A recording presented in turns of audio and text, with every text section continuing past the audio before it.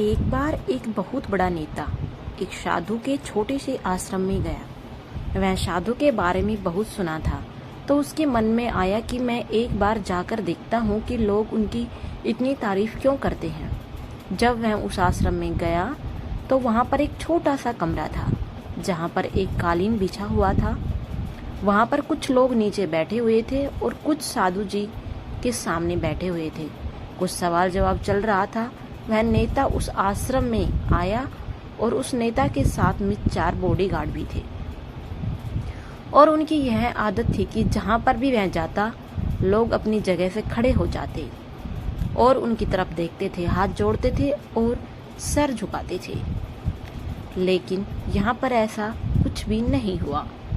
साधु व्यस्त होने के कारण उनकी तरफ देखा तक नहीं। तभी नेता को लगा कि मेरी बेइज्जती है और वह इस बात से गुस्सा हो गया। नेता ने थोड़ा गुस्सा से साधु से बात की, बीच में काटते हुए कहा कि मैं आपसे कुछ कहना चाहता हूँ। साधु ने उनकी तरफ देखा और बोला, आप थोड़ी देर रुकिए, पहले मैं इनके सवाल का जवाब दे दूँ, उसके बाद में आपसे बात करता हूँ।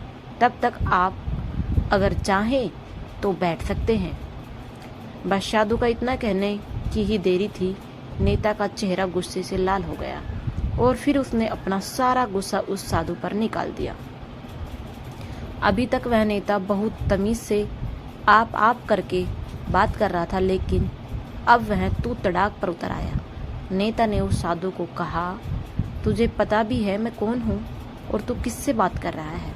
साधु ने उसकी तरफ देखा और कहा, मुझे इससे कोई फर्क नहीं पड़ता कि आप कौन हैं, लेकिन आप जो कोई भी हैं, अगर आप चाहते हैं कि मैं आपके सवाल का जवाब दूं या आप ये से बात करूं, तो आप कुछ देर रुकना होगा। और साधु की यह बात कहते ही नेता गुस्से से पागल हो गया और वहीं सबके सामने चिल्लाने चीखने लग गया, अब मैं तुझे तेरी असली औकात दिखाऊंगा। तूने मुझे समझा क्या है? तूने मेरे से पंगा लेकर ठीक नहीं किया। तुझे पता भी है मैं तेरे बारे में क्या सोचता हूँ। साधु ने फिर से नेता की तरफ देखा और बड़े ही प्रेम से कहा कि मुझे इससे कोई फर्क नहीं पड़ता कि आप मेरे बारे में क्या सोचते हैं। आप जो चाहें वह मेरे बारे में सोच सकते हैं।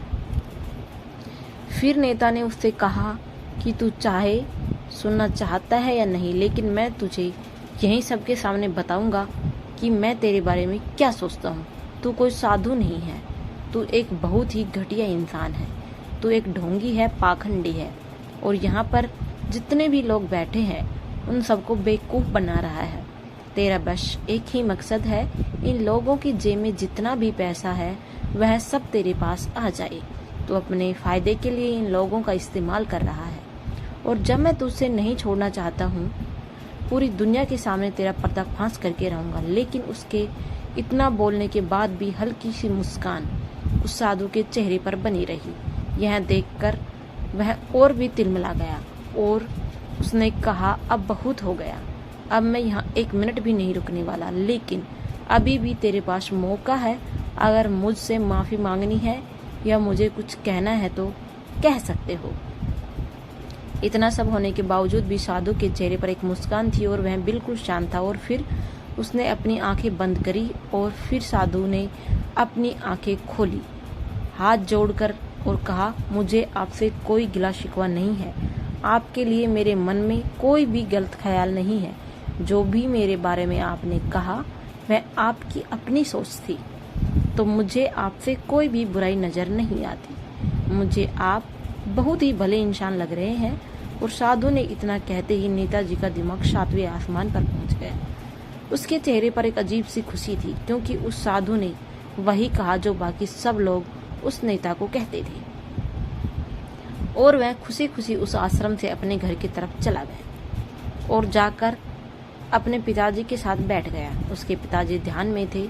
उन्होंने पूरी जिंदगी सिर्फ लोगों की सेवा करी और अपने बदले में कुछ भी उम्मीद नहीं किया।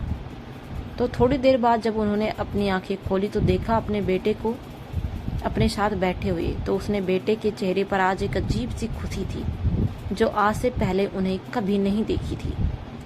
फिर उसने एक एक करके सब कुछ बताया कि आज क्या हुआ, किस तरह से वह आश्रम गया और वहाँ पर क्या हुआ, जिससे वह क्या कहा और साधु जी ने क्या कहा।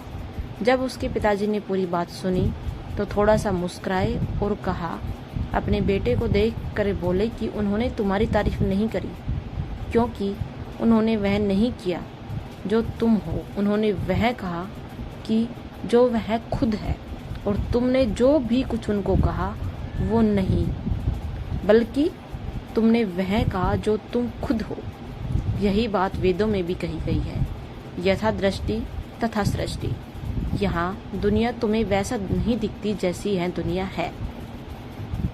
यह दुनिया वैसी दिखती है तुम्हें जैसे तुम खुद हो। जिसकी नज़र जैसी है उसके लिए यह दुनिया वैसी ही है। तो अगर तुम अपनी दुनिया को बदलना चाहते हो तो उसका सिर्फ एक तरीका है, अपनी नज़र को बदलो। दोस्तों, समझ आ गया होगा, हमें किसी से लड़ना या झगड़ना नहीं है, सिर्फ और सिर्फ अपने आप को शांत रखना है, अपने नज़रिए को पॉजिटिव रखना है, समस्या का समाधान हो जाएगा।